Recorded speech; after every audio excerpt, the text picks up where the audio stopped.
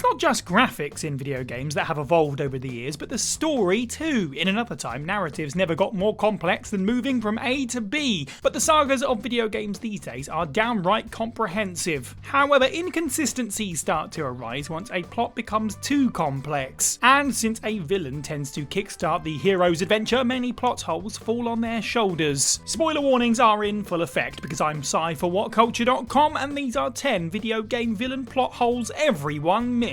Number 10, Onaga's Army, Mortal Kombat Deadly Alliance and Mortal Kombat Deception. Mortal Kombat Deadly Alliance opens with Quan Chi discovering the skeletal army of Onaga the Dragon King. The Kiss-inspired sorcerer allies with Shang Tsung, knowing he can use his soul-transferring powers to resurrect Onaga's minions. When Raiden gets wind of this, he alerts Earthrealm's champions, telling them they must stop the two insidious warlocks at once. Although the details behind the undead army are vague, Raiden emphasizes they are unstoppable. But in Mortal Kombat Deception's opening, Raiden manages to stop them. So why was Raiden worried about the malevolent horde if he could just obliterate them with a single energy blast? If the army were this easy to dispose of, why did Shang Tsung and Quan Chi need them so badly? They already have thousands at their command. How is a bunch of zombie samurais going to help the devious duo take over not just a world, but the entire multiverse? This inconsistency is more apparent in hindsight, since Onaga's foot soldiers haven't been seen or mentioned in 20 years,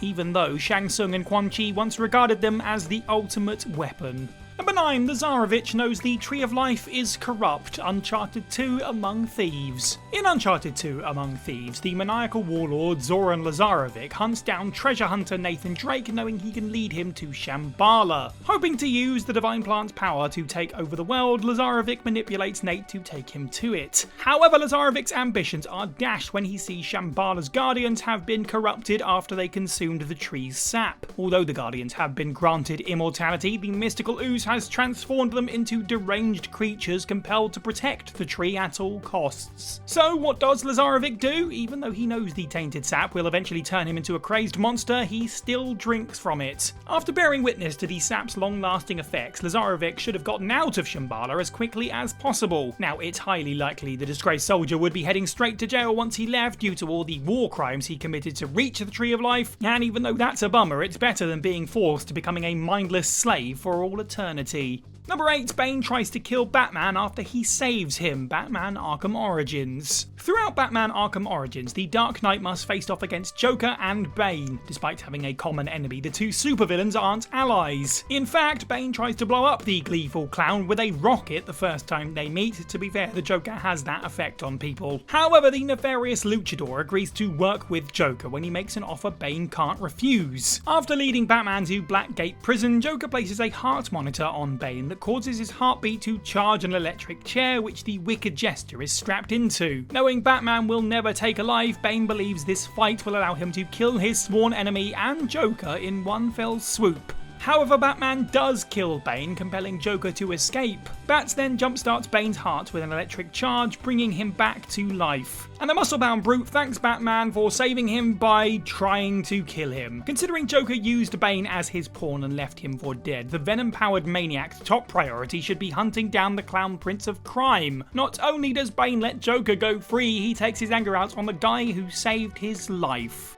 Number 7, Dr. Eggman destroys the moon, Sonic Adventure 2. In Sonic Adventure 2, Dr. Eggman uses the Chaos Emeralds to activate his grandfather's space vessel Ark. Sonic's arch-enemy then creates a global broadcast announcing he'll unleash world-ending destruction if his demands aren't met. To prove he's not bluffing, Robotnik uses the Ark's cannon to obliterate half of the moon. The broadcast then displays a 24-hour countdown highlighting how much time is left before the egg-shaped scientist destroys the world. But technically, he already has, or at least he should have. Considering Eggman has an IQ of 300, he should know that decimating the moon would cause city-sized debris to smash into the planet, capable of ending life as we know it 10 times over. Even if every moon fragment burned up in the atmosphere, decimating the moon would disrupt Earth's gravitational pull, causing seismic and tidal disasters worldwide. Also, why don't the people of Earth care more that the moon just blew up? The citizens of Earth gaze at the celestial bodies destroyed destruction with the same concern one would have if they missed the bus. It's also worth noting that the moon seems to have magically healed itself without explanation in other games. The official, genuine, no BS lore reason for this is that the moon has rotated 180 degrees and that the destroyed side is now the dark side. Yes, genuinely.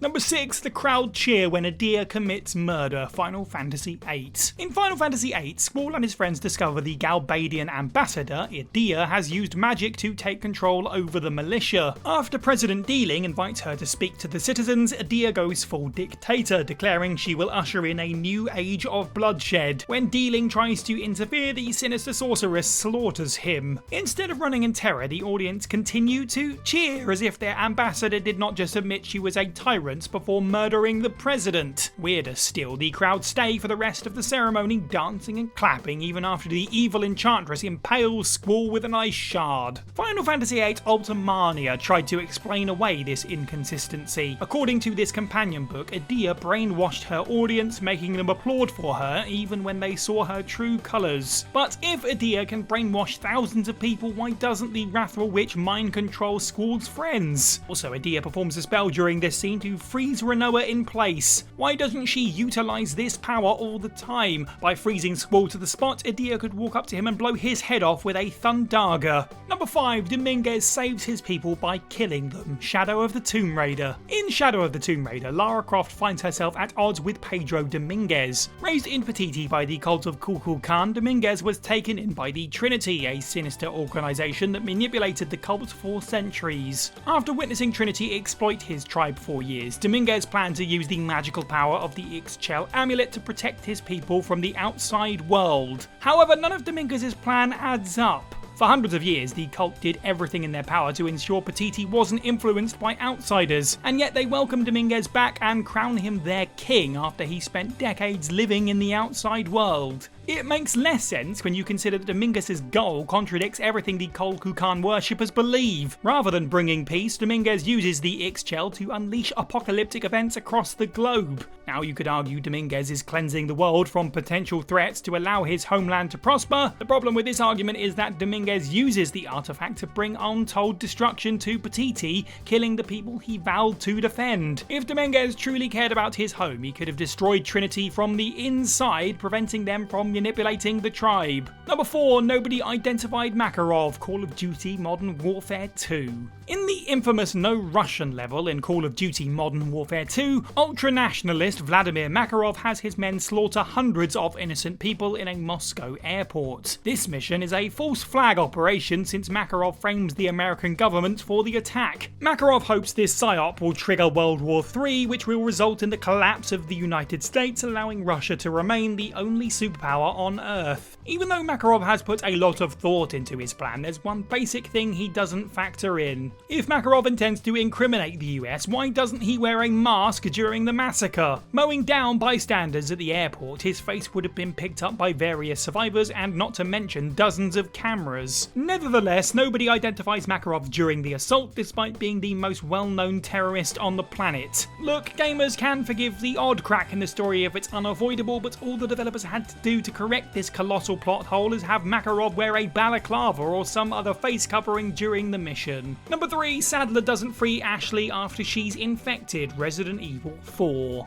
In Resident Evil 4, Special Agent Leon S. Kennedy is tasked with rescuing the US President's daughter Ashley Graham after she's been kidnapped by a cult called Los Illuminados. Leon is led to a rural village where the locals have been infected by a mind-controlling parasite called Las Plagas. After Leon locates Ashley, he prepares to take her home. Suddenly, the cult's leader Sadler appears, revealing Ashley has been infected with Las Plagas. Once the parasite has reached maturity, she'll be under Sadler's control. Sadler will then manipulate Ashley to infect the president, allowing him to take over the country from the inside. As every James Bond villain knows, telling the hero your entire plan in meticulous detail never works out. But what Sadler does next makes even less sense. For the rest of the game, Sadler's minions desperately try to retrieve Ashley so that they can, If Sadler hadn't said anything, Leon would have assumed he accomplished his mission, oblivious that Ashley is carrying a brain-controlling virus. After Leon rescued Ashley, Sadler should have commanded his lackeys to stand down, allowing Ashley to unknowingly play her part in his master plan. Number 2, Handsome Jack can easily resurrect himself. Borderlands 2.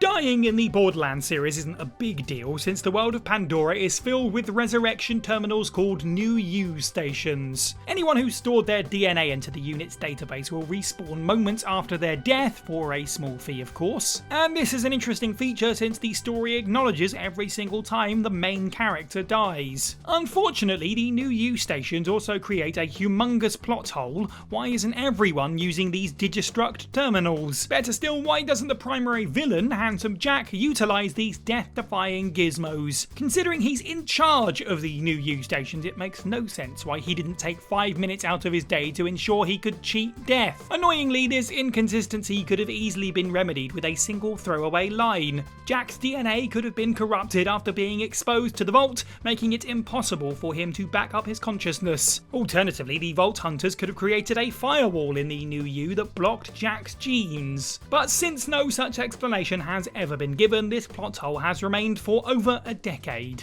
And number 1, Skullface's entire plan is stupid. Metal Gear Solid 5: The Phantom Pain. Metal Gear Solid deals with all sorts of larger-than-life concepts, including cyborgs, clones, vampires, doomsday weapons, and bomb experts on roller skates. Having said that, Skullface's plan in The Phantom Pain is the crown jewel of stupidity. The villain believes the human conflict doesn't lie in greed or hate, but in language. By targeting every English speaker on Earth, Skullface will trigger a vocal cord parasite, whatever that is, killing them all in an instant.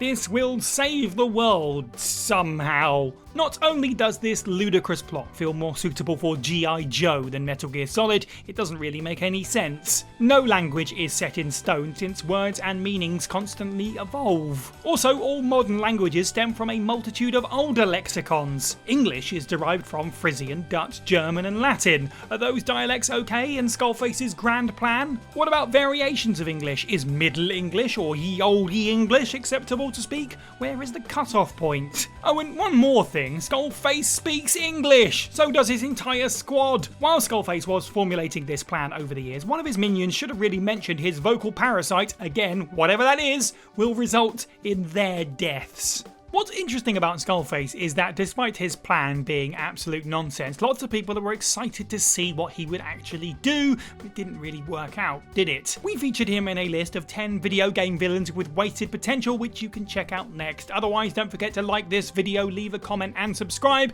and head over to WhatCulture.com for more content every day. I've been Cy for WhatCulture, and have a good week.